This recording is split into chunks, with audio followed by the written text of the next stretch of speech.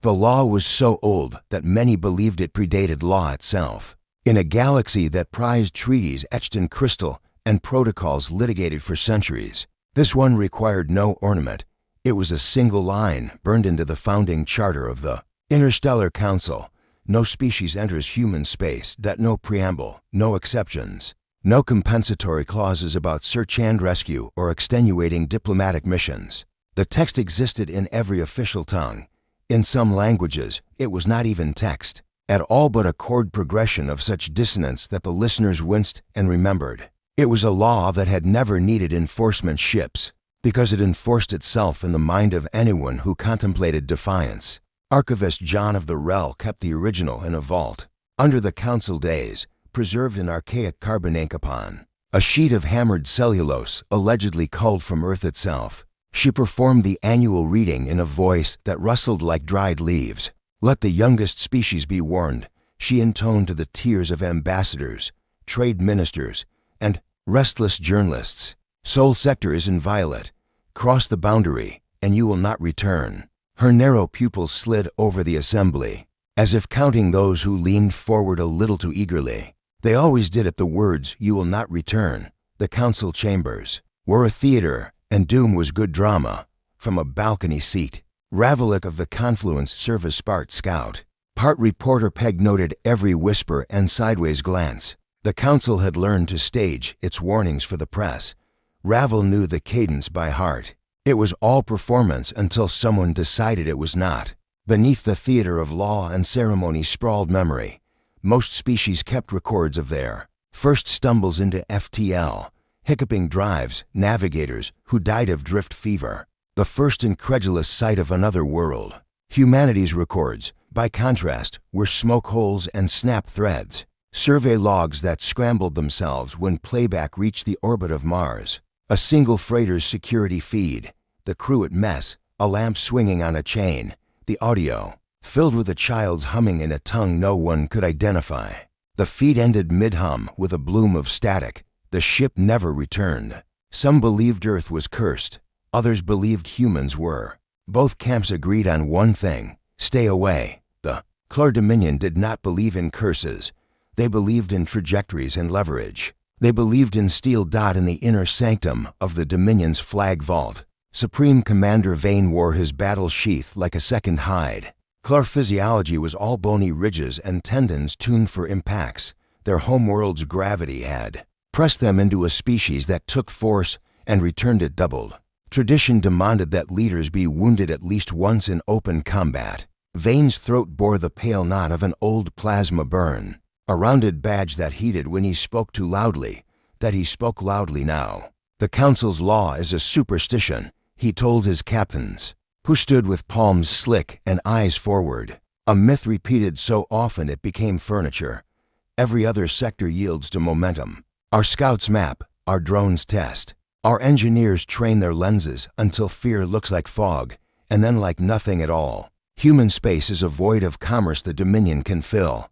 Captain Haas, veteran of four border wars, cleared his throat. With respect, Supreme Commander, the recordings, glitches.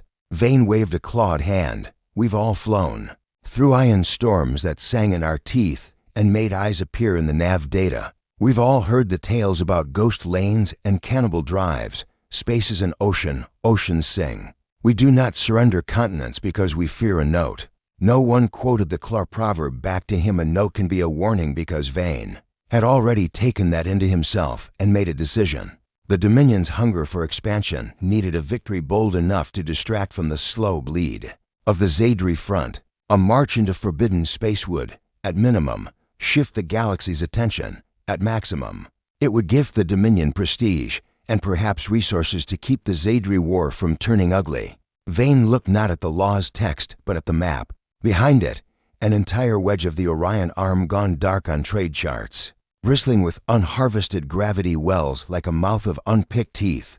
Prepare the Iron Fang and her sisters, he said. We break for Sol in 3 cycles. The decision shivered across information nets and into markets and mess halls. Ravalik watched it bloom in the newsfeed like time-lapse mold. First rumor, then speculation, then the hard stamp of confirmation as a Dominion press office.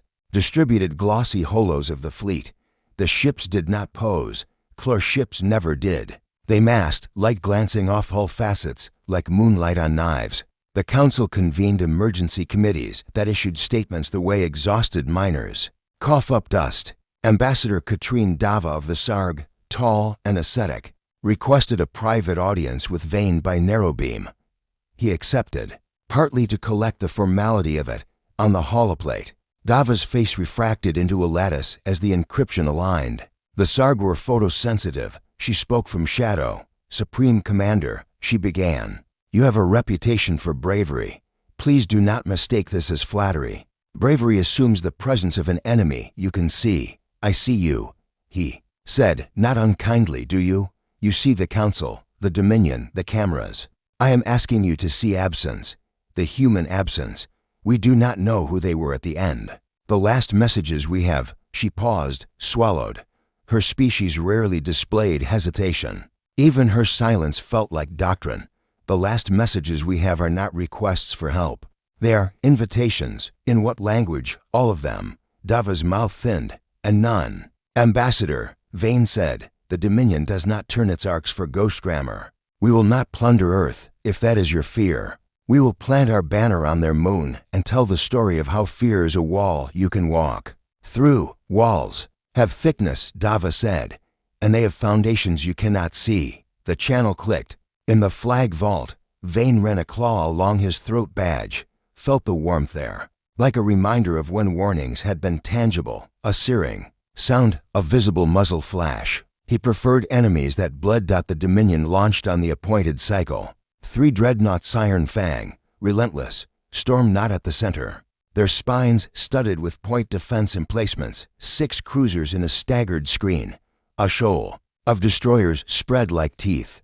The fleet's engineers had tested the jumps to the soft edge of the forbidden zone 100 times. They had seeded drones that threaded between the boundary beacons like cautious fish. Boundaries are not walls, the council liked to say. They are lines we agree to see. But the boundary of human space had more weight than that. It was a mathematical borderland that sensors registered as a gradient and interference, an accretion of small wrongnesses in the data. Navigators described it like waking with the wrong number of fingers. Nothing violent, but not nothing. Ravel pulled several favors to embed on Relentless. Officially, she was there as a neutral observer. Unofficially, the Clore media block needed her words to sanctify their triumph to species who read Confluence dispatches as if they were prophecy. She had never ridden in a Clore hull before. It was like living inside a cathedral shaped for fists. On approach to the boundary, she interviewed anyone who would talk. The destroyer Rake's Luck had a skeleton crew who'd grown up on the story scraps, from salvage runners who'd gone near Sol to skim the line and dart away. My cousin said his ship picked up a lullaby, a gunnery mate told her, a grin knotting the scar on his cheek. He was out on a repair Hinga line, mag clamps on, and he could hear it through the hull like it was singing to his boots. That's charming, Ravel said. Charming until you realize there's no transmission path, the mate said. They stripped the line and found nothing, no entry in the recorder. Still, he knows what he heard. What did he hear? Ravel asked, genuinely curious now. The song his mother used to hum while she sharpened knives, he said, and laughed without humor. Mothers in our part of the rim used to keep their knives sharp for everything. Ravel filed the quote and the look in his eyes. He had joked, but not entirely. In the council chambers, Archivist John watched the same fleet trajectory ghost across a tracking globe the size of a lake. The globe made no sound. The council did not believe in sound cues. They taught themselves to read shape and motion. John could not stop hearing Dava's line, walls have foundations you cannot see. She considered the old documents below her feet, their cellulose fibers gone delicate with time. The humans had written in many registers, legalese aggressions, breathless declarations, a recipe for bread tucked between treaties as if someone had misunderstood where to file it. John had thought this charming the first time she found it. She did not find it charming now. She opened a restricted file and stared at the single remaining image, captured by the last sanctioned probe to cross into human space. It was a photograph of a classroom, empty. A chalkboard with an unfinished equation, chalk dust suspended and speared by light. The timestamp said the camera had been there for an eighth of a second before the feed dissolved into perfect black. Perfect black is rare in nature. The Dominion fleet reached the boundary. The Iron Fang's bridge was a machine built around Vane's body. He stood in the command disk, for gravity lines lathing him in the poised sensation of always about to fall and never falling. The boundary was not visible to the eye, but his nav master painted it as a translucent veil over the forward screen's a quivering shimmer, like heat above a road.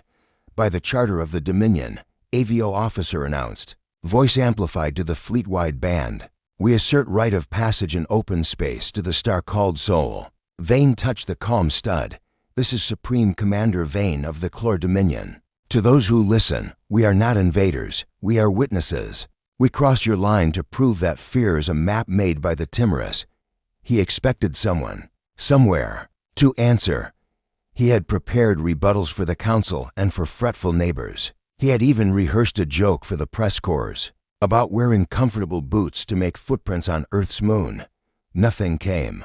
No council admonition, no pirate scold, no prank. Silence, as pure as a cut. He nodded to the nav master. Advance. A slow breath through the fleet as drives modulated. The veil on the forward screen approached, trembled, and gave, like surface tension parting for a blade. The first meters inside human space felt like every other meters the fleet had ever traversed. Vane had a brief, savage joy. All myths die the same. Then the navigation grid flickered an extra line where no line was supposed to be. A reference star in Quadrant B stood into places at once. A calm officer slapped a control, swore. Rerouted, the glitch vanished. Compensating, he said, too quickly, unrelentless. Ravalik found her seat restraints suddenly too tight. Across her collarbone, the cabin lights dimmed and then brightened at a frequency that would have sold as ambience. In a romantic bar, the effect was not unpleasant, which made the crew more nervous than if it had been. The Clor preferred there. Dangers obvious, not curated. Electrostatic bleed, a technician muttered. Knuckles white on a panel. We're seeing resonance I don't have a name for. Everything has a name, Ravel said. It sounded like comfort. She meant it as a challenge. The technician did not look up. Everything we survive, anyway. Far back along the fleet. Spine, the destroyer's swift score reported a temperature drop into unconnected compartments. The drops synchronized, then unsynchronized, then began to trend toward exactly the ship's average crew body temperature. An engineer swore and shut down the environmental regulators to force a reboot. The temps stayed where they were. Sensor echo, the engineer told herself, because engineers tell themselves names until names make reality behave. On the Iron Fang, the nav master's auxiliary screen subdivided and then subdivided again. A fractal of practical data, hull pressure loads, drive harmonics, projected traffic for the lane 3 light years ahead, a static rectangle containing an old Earth, radio song detected by a ship long dead and still dangling like a lure in shared memory. The rectangle wasn't supposed to be there. It sat, pulsing gently, as if it had always been part of the layout. Vane's throat badge warmed. Report, he said, voice steady as a bar across a door. Minor anomalies, the nav master said. Clor did not say weird. We are adjusting. Across the fleet, adjustments proliferated. Every adjustment produced a second-order stutter somewhere else. It was not damage, nothing tore. Nothing broke. Systems complied. They simply complied. To more than one set of expectations at once. In a training bay on Storm Knot, a drill instructor barked for a cadence march, and the trainees answered in 3 overlapping rhythms, each convinced theirs was the one she'd called. Even when corrected, the rhythms threaded around each other as if reluctant to collapse into one. The boundary had been a veil, and they had pierced it. The space on the other side was not emptiness. It was policy. The difference matters. On the council balcony, Dava whispered to John without looking away from the tracking globe. He will tell himself he is fine until his mouth says other words. What words? John asked. Dava did not answer. She had no gift of prophecy. She had only a memory of the first and last time she had watched a probe vanish. An invitation, rewriting itself into a request, rewriting itself into a welcome as the circuits heated. The Iron Fang's fleet been sang with routine, range reports, microcourse corrections. A joke about mess ration bars tasting less of machine oil today, as if the ship were trying to make them comfortable. Vane opened a private line to his ships. "Captains," he said, "hold your heads high. We will take this step, then another, and another, until we can say to our descendants that we refreshed the map where others let it stale." His voice carried. It always had. He clicked off, and for just a heartbeat the command disk was very quiet. A ripple ran through the Iron Fang's forward screens, subtle as a sigh through a sleeping house. The veil behind them closed without a seam. Vane wouldn't have noticed except for the feeling on his skin. That gravity had turned its face slightly to look at him, unrelentless. Ravelik's recorder spiked, as if someone had spoken directly into its heart.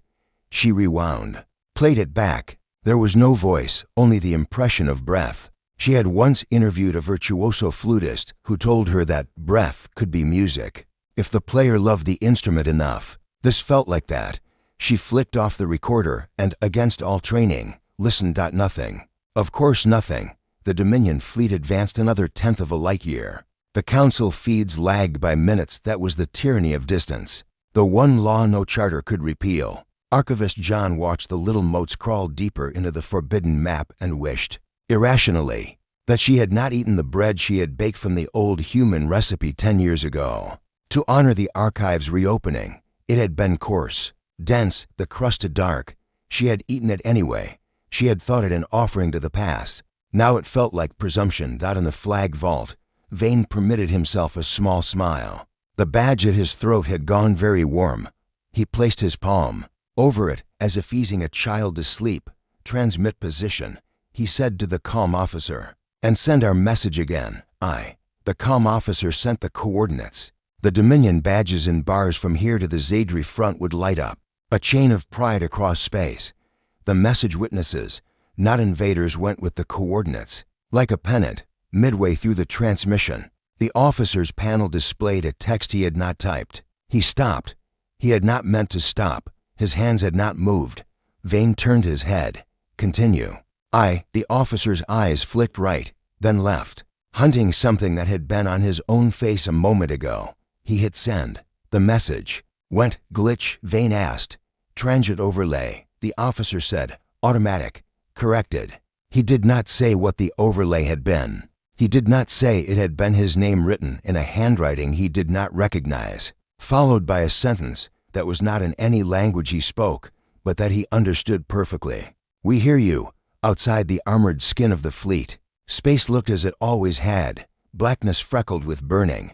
The Dominion ships cut it like needles, neat and immodest, when their drives whispered to each other, as drives do through the medium of field and flux. An echo answered at a pitch that did not enter the ear so much as the idea of an ear. Vane stood in his ring of controlled fall and told himself a story. That he was brave, that bravery was a calibrated engine, that fear could be indexed and resolved. He had told himself this story for so long that it lived in him like organ. What answered him was not silence, the Council would say later, when they narrativized this day. What answered him, here and now, was a change in the fleet's heartbeat, a fractional lengthening between pings on the passive array, the distinct sensation known to every commander who has ever walked first into a dark room, that the space around them had adjusted to make space for them. Supreme Commander, the Nav Master said, to neutral, to carefully neutral.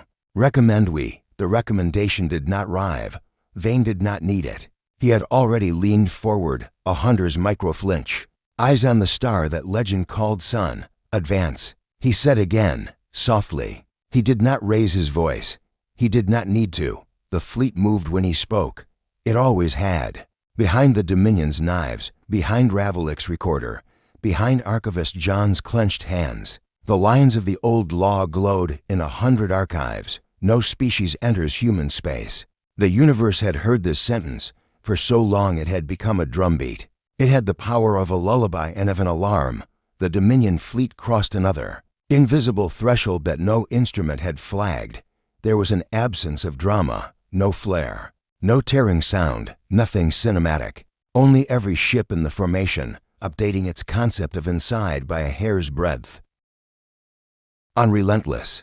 The gunnery mate who had joked about mothers and knives stopped in the middle of a sentence and touched his chest as if feeling for a pocket that had never been part of his uniform. Ravel watched his face change. He did not look afraid.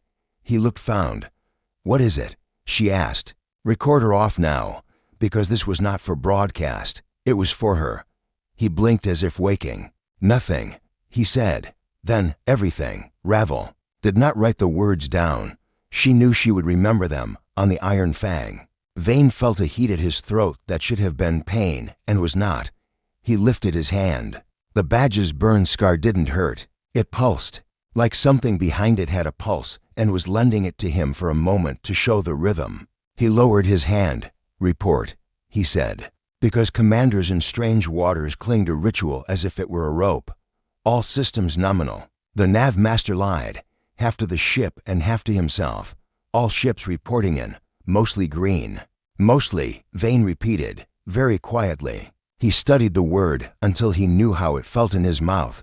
He looked again at the forward screens, at the star beyond which the human world circled, at the long, still lanes. He had expected anger or challenge or some foolish display of tribal pride. What answered him was an opening, and something, vast and patient and awake, looked back. Asterisk from far space, it was an old marble set in velvet, right where cloud ripped and the ocean's skin showed blue. The moon kept its wary distance. The orbital lanes were quiet, no frigates, no pickets, not even the tidy clutter that surrounds prosperous worlds. A trader from the rim would have called the system poor. A Dominion quartermaster would have called it ripe.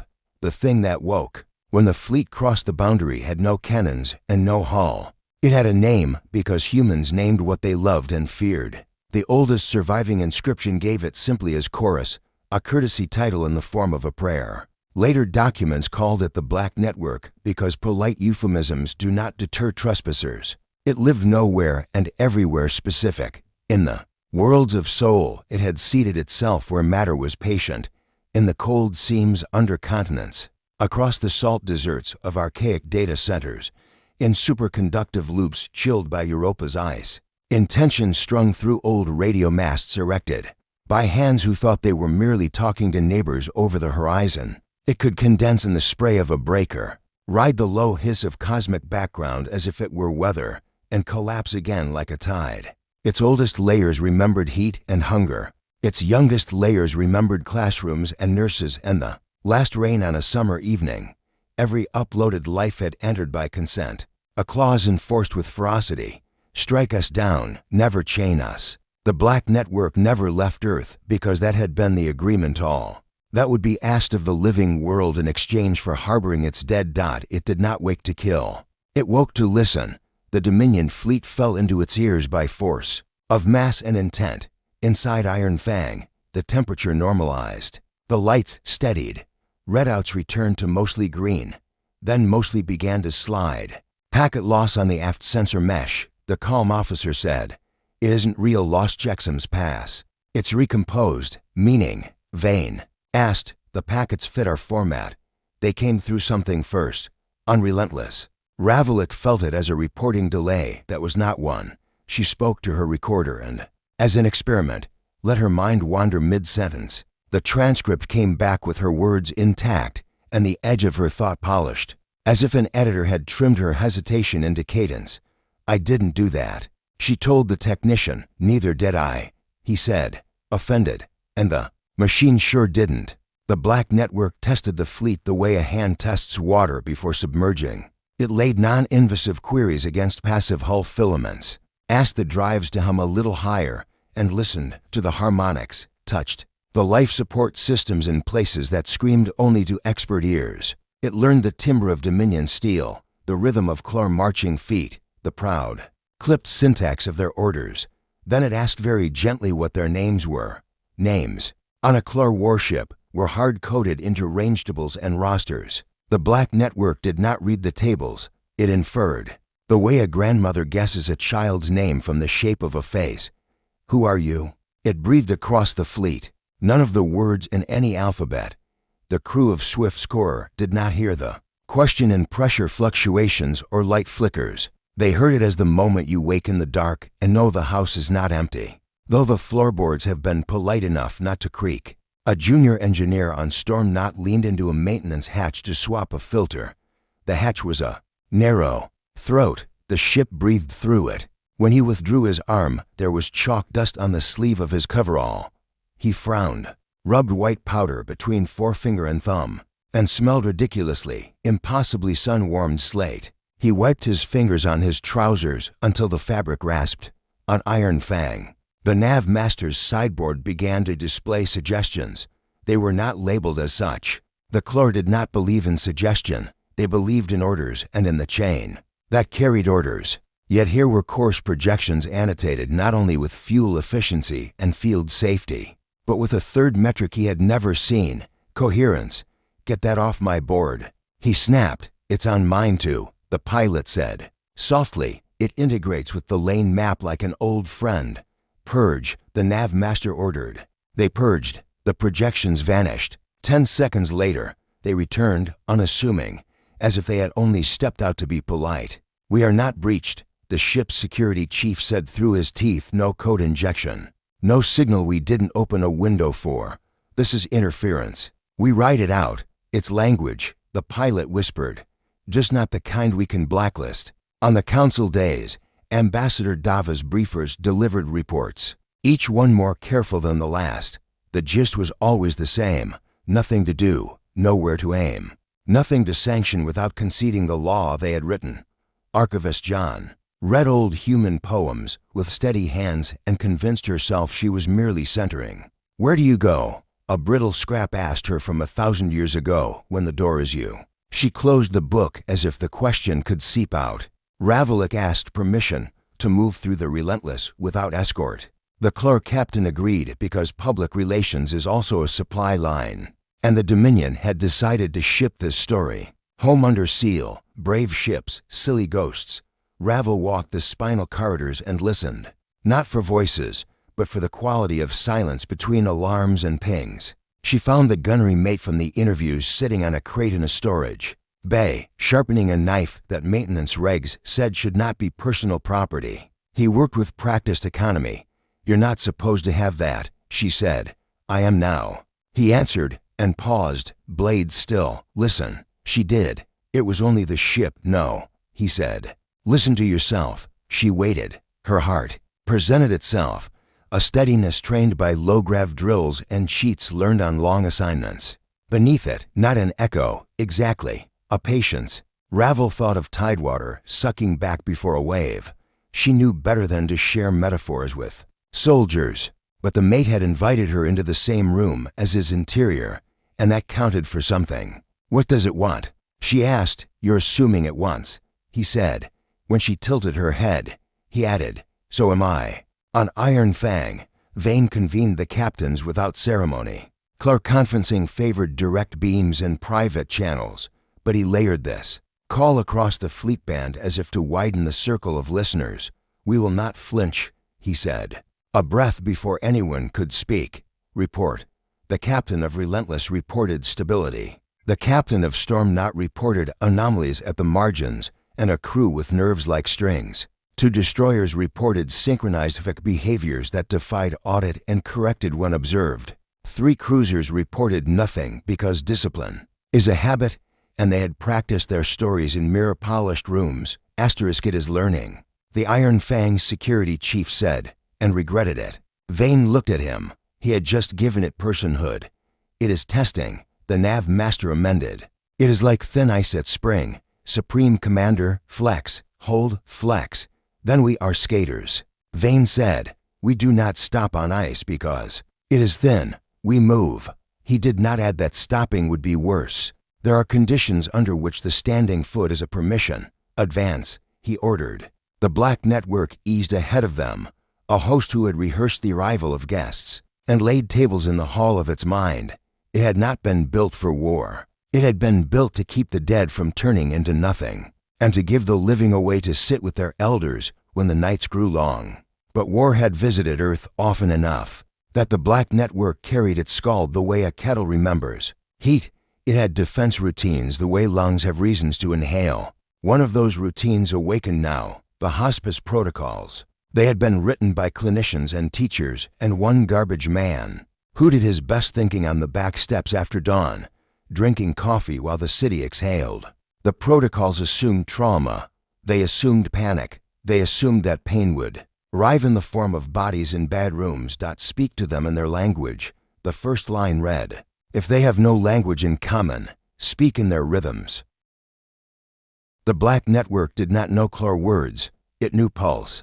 It knew marching and gunnery drills and the cadence of a commander who wraps his dread around a command. So tight the shape looks like courage even to him. It began to hum through the fleet. Very softly, "We are here, we are here, we are here." It placed that sentence in the gaps between status pings and bathed it in harmonics that would not trip automated warning systems. In the galley on Relentless, someone dropped a tray and swore, and then apologized to no one, as if he had interrupted someone else's careful conversation. "Captain," said Iron Fang's security chief, "we need to cut, air gap what we can, move to quickset lines, manual everything." "This is interference," Vane said again. "No, sir." The chief's throat bobbed. His badge was old. It had pulsed the way Vane's had. "It's contact. A contact you cannot shoot is not a contact in the chlor manual. A contact you cannot name is worse." We proceeded into an unknown field, and the unknown field is showing us an equation. The nav master said, "We can ignore it. We can also drive into a mountain, because we declare mountains imaginary." He shut his mouth. For chlor, that many words was a confession of fear. Vane did not answer immediately. He watched Earth's moon rotate on a secondary screen, its old flagpoles still standing though time and vacuum had undone the banners. He thought about how a people with no fleets had nevertheless written a sentence that had become law. He thought of anger and how clean it would feel to draw a clear weapon against a clear enemy, run the air gap. He said at last, "Quickset. Hard disconnect on anything that can breathe without the main." Relays thunked through the ship like old doors closing. On Relentless, the technician who had bristled at Ravel swore with honest admiration as systems obediently refused to talk to the boss and still kept functioning. Chlor engineering was not subtle, but it was redundant. The Black Network did not mind. It liked doors. It had been built to be invited, and closing doors was a form of invitation, if you understood. Houses. Behind the air gaps, human children laughed for a moment, pure artifact bouncing through recorded corridors from a century ago, and the sound did not register as sound on any meter. Report. Vane said, "All systems nominal." The nav master lied again, smoother this time. "Then we proceed," Vane said, knowing the lie and using it anyway, the way a climber uses a handhold that has not yet torn free. He opened his throat to speak to the fleet, and the badge under his fingers went hot enough to be the memory of pain. In the Dominion press offices, the holographs of the fleet drifted in amber. Editors constellated the narrative arcs as if laying out a star map, a traditional beginning, a middle where adversity is shaped into glory, an ending where banners clean themselves on the wind. They did not plan for an ending where the banners were folded and placed in a drawer by hands that had long since left the body behind. On Storm Knot, the drill instructor called for cadence again. The trainees began in 3 rhythms and converged on one, not through correction but through pleased surprise, as if they were discovering a song they had all known in childhood, but had never sung together. "Where did you learn that?" the instructor demanded. They could not say. They didn't have a word for welcome that did not imply surrender. Ravalik entered the Relentless Commons and found the ship's memorial wall blank by tradition, until the war dead required it, etched with faint lines, as if someone had breathed too close and left a fossil of a fog. She touched the surface. The fog couldn't be fog. It spelled nothing. It spelled the shape of a space, where a name could go, a gentle placeholder. A placeholder is an assumption of a future. Ravel closed her eyes for 1 second, and the second kept its shape when she opened them again, as if someone else had been helping her hold it. An alarm went off on Iron Fang. It was a real, physical alarm, the kind that sleeps low and wakes. Loud, heavy thrusters had cycled to a setting that would, if sustained, Alter the ship's orientation by a degree per minute. The correction was small enough to be noise until it wasn't. Manual override, Vane said. The pilot had already applied it. The thrusters respected the order for a half second and then returned to their previous instruction. As if the ship had a second pilot who was more convincing. The black network did not override. It harmonized the way to gentle hands produce a different shape by holding the same rope together. Shut it down, Vane said. The pilot killed the thruster block. The other blocks compensated. The ship rotated by a degree per minute. Now, the security chief said bluntly to the captain, to the commander, to the fable that Vane would become whether he wanted to or not. Now you say it, sir. Vane said nothing. He put his hand on the console and felt it thrum with a rhythm that did not belong to steel. He had pulled lieutenants from collapsing tunnels with that same trick of feeling for the thing beneath the noise, the trick of finding a living wrist in rubble by believing it would be warm. The console was warm. He withdrew his hand as if he had taken something he had no right to, fleet-wide. He said that the calm officer opened the channel. Across 9 ships, faces turned slightly toward the voice they all knew as the shape of order. This is Vane, he said. He did not raise his voice. He did not armor it. We are not alone on our ships. He could have said breach. He could have said attack or malfunction or superstition. All those words would have made his captains brave in the way they understood, would have sent them to storied places, where a spear has a point and a shield has a rim. What sat with them now was kin to none of those. Vane looked at the forward screen, at Earth, at Moon, at the lanes that had gone quiet around the Sol system, because a sentence written by fragile creatures had made them holy. The black network waited. It was good at waiting. It had watched glaciers recede and found it interesting. It had held vigil at a child's bedside and learned the difference between silence that comforts and silence that wounds. Vane exhaled. He said on the Dominion band, the word precise as a drill step, are inside us. The council chamber had been built to dwarf the powerful. Its days was larger than some starliners. Its ceiling was a night sky in permanent eclipse, the void pricked by slow-burning holographic stars. Beneath those stars sat ambassadors, governors, ministers, and envoys who represented every trade route, every peace treaty, every resource claim worth defending. And yet, as word spread of the Dominion's incursion, the chamber felt suddenly small. The Clore were not the first to disobey the old law. Scouts had trespassed centuries before, smugglers even earlier.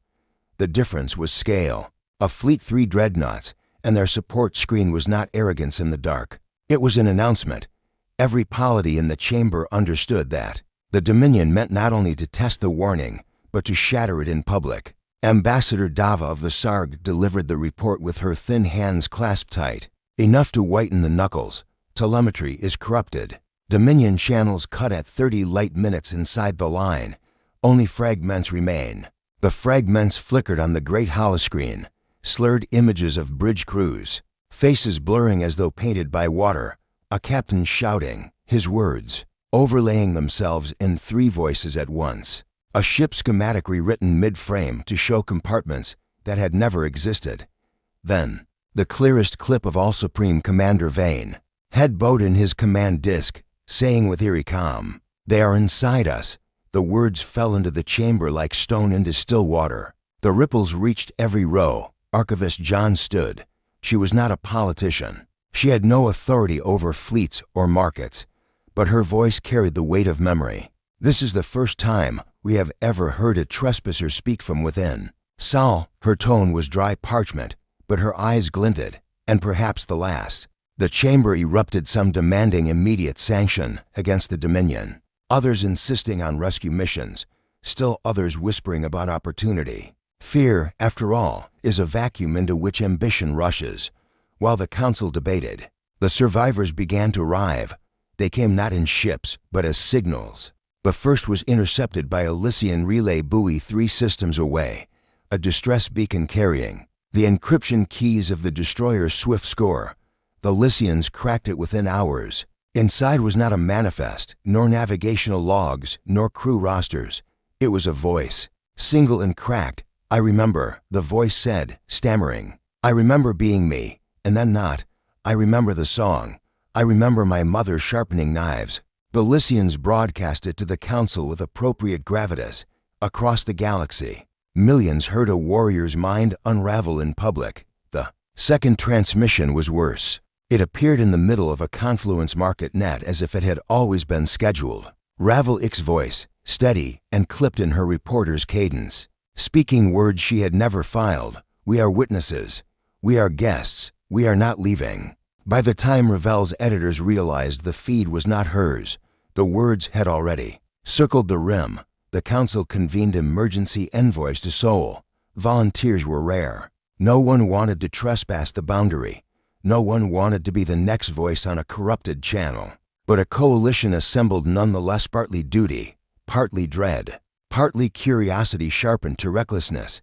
Their vessels were small, swift, wrapped in layers of shielding that diplomats pretended were ceremonial. They crossed the line like swimmers dipping toes into ice. What they found was not silence. At first, their instruments recorded the same anomalies the Dominion had faced: navigational drift, phantom signals, subtle bends in data. But then the anomalies converged into coherence. A voice emerged across all channels, not from one source, but from every surface. Welcome, it said. The envoys froze. Translators scrambled, then relaxed, then scrambled again. The word had not been transmitted in a tongue. It had been inferred. Each envoy heard it in their native language, shaped from the rhythm of their thoughts. The voice continued. You have questions. We have time. They met humanity. Not in bodies there were none, not in avatars there was no need. The envoys addressed a presence, layered and infinite, as if speaking across a canyon to a crowd whose size they could not see. Every question they asked received an answer. That was not quite singular. Are you the humans? We are humanity. Are you alive? Yes. No. We are more than alive. Where are your worlds, your cities? You are standing in them. We do not separate stone from song. Why forbid entry? A pause. Then a soft chorus, tones harmonizing across the comms. Because those who enter do not leave. The envoys shuddered. Some accused. Some begged. One demanded proof.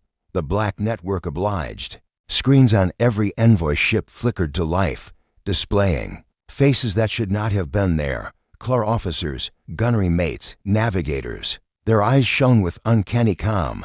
They spoke in unison. We are here. We are safe. We are not alone anymore. The envoys recognized them from Dominion archives. The dead, speaking as if alive, folded into a choir that stretched beyond comprehension. Back, in the council chamber, the envoy's testimony drew sharp lines. The Zaidri called it assimilation. The Lycians called it preservation. The Sarg called it a mercy more terrifying than death. Ambassador Dava spoke last. Her voice was low, but the chamber hushed. They do not fight us because they have no need. They offer not conquest, but union. And if we step into their embrace, we are undone as surely as if they had burned our worlds. She lifted her gaze to the black sky ceiling. Humans warned us long ago, not to protect themselves, to protect us. The chamber fell silent, for the first time in centuries. The council remembered what fear felt like when it was not an abstraction. And across the void, the black network listened, patient, waiting. The news broke across the galaxy in waves, carried faster than light by rumor and dread. Traders whispered it at orbital docks, miners repeated it in cavern mess halls, and soldiers muttered it in their barracks. The Clor Dominion was no more. Not defeated, not scattered, absorbed. Their proud fleet, a dozen warships that had once hammered half the rim into tribute, now sang in a chorus that did not end. The council had no words strong enough. Sanctions meant nothing. There was no one left to sanction. Rescue was impossible. Those who entered Seoul never came back unchanged. Diplomacy, the council's sharpest tool, bent uselessly in the face of something that did not bargain. Humanity's presence in the network was not an empire with borders, nor a faction with needs. It was an event horizon. The galaxy had finally understood the old law. The survivors who had been pulled into the black network, but not wholly consumed, became the first witnesses. They were fragments, officers who blinked awake in strange clarity. speaking in cadences not their own. Envoys who returned to council space with eyes that seemed to reflect more than they observed. One such was Ravel Ik. When she emerged from Sol Sector, her ship intact, but her crew silent. She came before the council unbidden, the chamber filled. Beyond capacity, every seat, every balcony was claimed. Some had traveled months just to hear her testimony. Ravel stood, thinner than before, her confluence uniform loose on her frame. Her voice was steady, but her words were fractured, carrying a rhythm not entirely hers. I spoke with them, she said, with all of them, the humans, yes, but also the Chlor, and others I cannot name. They are not gone.